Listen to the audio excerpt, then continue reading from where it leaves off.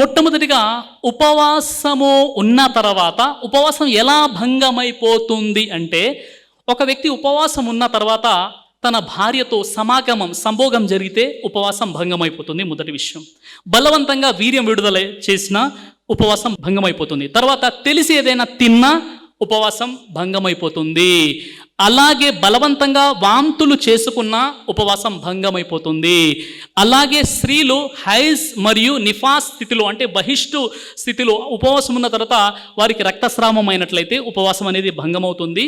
అదేవిధంగా పురుటి రక్తస్రావం అలాంటి స్త్రీలు కూడా ఉపవాసం ఉండి వారికి బ్లీడింగ్ అయినా ఉపవాసం భంగమవుతుంది. అదేవిధంగా ఎవరైతే ఉపవాసంలో ఉండి కప్పింగ్ ద్వారా అది హిజామా లాంటి కప్పింగ్ ద్వారా చెడు రక్తాన్ని అధిక శాతం మన యొక్క బాడీ నుండి తీసినట్లయితే అప్పుడు కూడా ఉపవాసం అనేది భంగమైపోతుంది. అయితే ఒక వ్యక్తి ఉపవాసం ఉంటూ అతనికి తెలియకుండా అంటే మర్చిపోయి ఒక గ్లాస్ వాటర్ తాగేశాడు, అయినా ఉపవాసం భంగం అవ్వదు.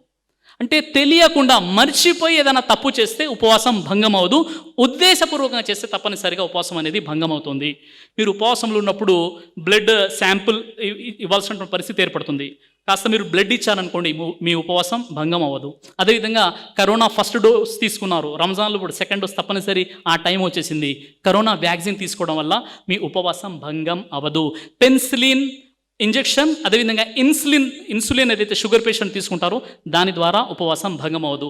అదేవిధంగా చెవిలో ఏదైతే కొన్ని ద్రవాలు వేయడం జరుగుతుందో హెల్త్కి సంబంధించి దానికి సంబంధించి కూడా మీ ఉపవాసం అనేది భంగం అవ్వదు.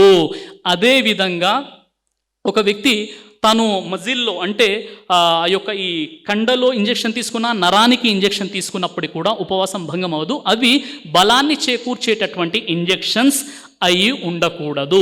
కాబట్టి ఇలాంటి కొన్ని జాగ్రత్తలు ఉన్నాయి, ఆ జాగ్రత్తలను పాటించాలి. ఏదేమైనప్పుడు కూడా ఉపవాసంలో ఉన్నప్పుడు ఉపవాస విరమణ తర్వాత ఇంజెక్షన్ తీసుకునేటువంటి ప్రయత్నం చేయాలి.